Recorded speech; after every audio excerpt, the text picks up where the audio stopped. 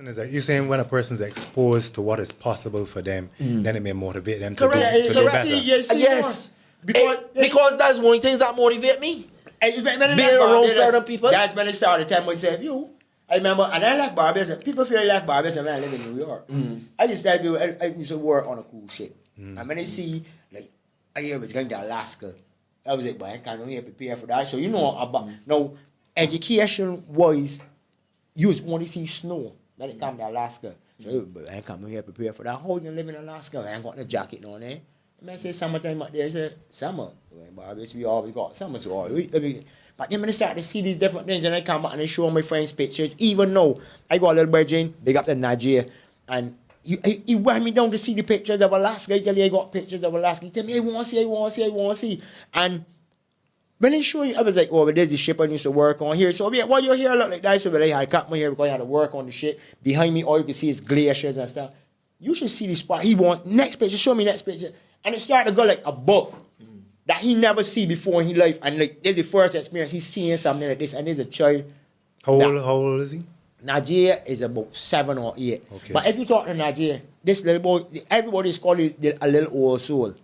I call you like my little brother. I tell him once I get my phone set up, and I can put it on Facebook like anything at all I can here because me and he discuss so much saying, for the 7-year-old boy, it's jumped me. See, you know what I mean? And you got spark people interest. These youngsters, you see how you spark people interest with covering cartel case and Mavada clash with cartel and all these things. You see me, you could direct children in a positive way. Before you jump on, and what you thinking he will want things I just want to highlight throughout there and we can left it there is children that travel versus children that never travel. There's a whole different scope and horizon out there for that, right? Just stick a pen there and left out there, sort on out there. No, But not just children. It's been adults too. Right, period. It's been adults. When you leave and you go any other way and you experience, not just travel and go there, so we're all going shopping. But when you go there, you experience things. You start coming here like, what different world, boy. Like, but here, like, consider Barbados on the globe and its size.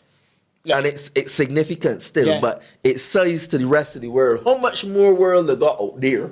You understand? Think about it. Because it's annoying me when the game places and I still see men go and pull an old foreign camera. Yeah, we see you name it again. And I think like, you got certain says, don't they got them too much. You understand? And we supposed to be advanced. When they look and see certain buildings going up and people down here got we call it solar panel thing that the brain. But still they go against some place and wait 5 or 6 hours for just one piece of information. To jump in. So what you're talking about for me is still talking about education, because when I think about the educational system, I only thinking about, as you said, the schooling, because school is only a part of your education. As you said, home is you're educated at home, you're educated on the block, you're educated by the media. Now you talk about expanding your horizons by traveling, but we live in a age where you have access to the entire globe through the television, through the internet. You know, if a person does not understand what is out there and what is possible, whose fault is that?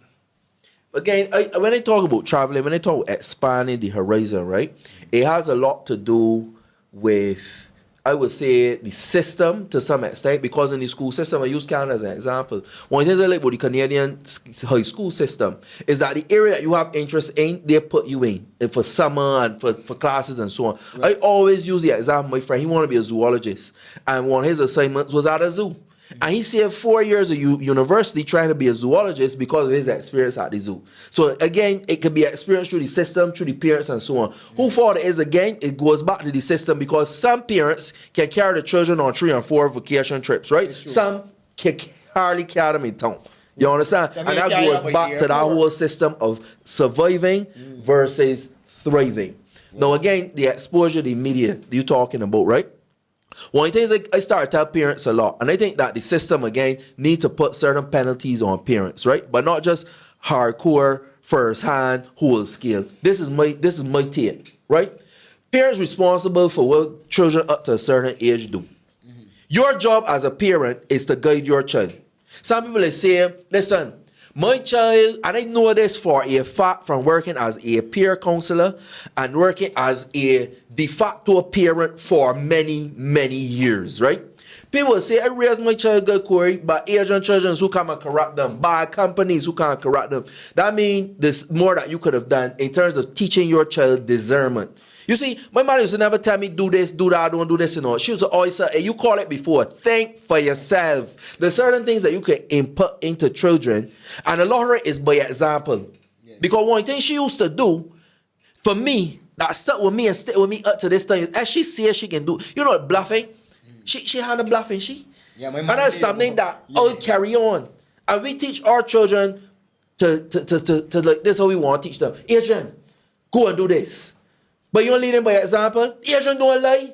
But tell you cool man on outside. Yeah. You understand me? It's true. You get right there. And that is the most powerful way of teaching our children the things that we do. Well, don't steal, but to bring one toilet paper from in the hospital. Don't cast imitation. Don't cast in the front. Parents, when they say that you did a good job, you need to really reflect. And I like to tell this especially to young upcoming parents, to give them their little tips. Because that's the most powerful way that you guide your children and shape them and write on this blank piece of paper that they come into the earth on. So I can tell you from a fact, from watching it, because I've watched the ones who've lived by the example. I ain't saying something and go off the rails, you know, but it's a highly less chance that it will happen that way. They don't come in blank though. There's come blank to they me. They don't come in blank because you got two children in the same household with the same parents eating the same food every day and they're like night and day. Right. So they can't be coming in blank. Blank to certain experience. But I get where you're coming from. Each child will be its individual self. And so I will say the individual blank self till you start to write on it. Which is why... And the receptor is a little different. Which is why, as you said, we're so far behind in our education system because if two children in the same household... 30, imagine 30. Imagine 30 in the Imagine 30 class. in a class. Yeah, and the thing about it is... We want teacher method. Yeah, I want teacher... That first time, don't want to forget, because you know a lot of things, because they got, in cases where it's like, lead by, as you say, lead by example, they got people that won't go out by school when the child get corrected. I can remember Mr. Jordan roast me. And my mother met there. My mother can't there if he said come up there because they was getting problems. Right. And that time your mother coming for you, not your teacher. And then your mother coming for me. My mother coming for the teacher. That ain't parents that can't be child. And then, no, my mother want me, all my teachers. Want to know all my teachers. Nowadays, I remember, like, parent-teachers meetings is very important. The thing about it is, a lot of parents don't put in that effort, but they know you got to look back again, no, say, your mother going to look, boy, you got to work. Yeah. Who can give you food? Who can give you bath fare next week? I can't go to parent-teachers meeting. I can go and tell the boss I got to go to parent-teacher meeting. But here's what I say, no. Nowadays, with all this technology that I got going on with Facebook Live and all that, you should always tell people, like, look, you know what? We can have a live video that you could actually stream to your phone. Could do that. A lot more parents can attend that way.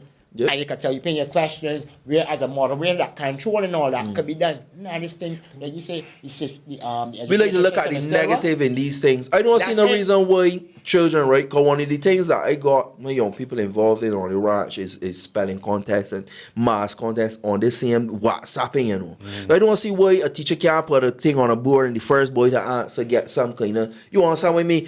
I think that we really in the dinosaur ages, you know. And I do not know what it will take to kick us out besides the people saying to politicians, I said again, me 2 shingles, these are our policies I want to see if you want my vote. Get rid of that selfish mentality and start to think about your constituency and start to think about your country. Outside of that, we will go nowhere. If you want 2 shingles, still, I can't tell you what to do. You want 2 shingles, you need 2 shingles. Get your 2 shingles. But at least look, show me some policy that can carry my country forward, you said earlier, it's all of our responsibility. So I can throw it back on you now. As a member of the StarCom fraternity, right? A member of the mass media, right? When we were coming up and we were listening to the radio, I remember if they had dance hall dub on the radio, maybe 50% of it was what they call conscious music, and 50% of it was bashment.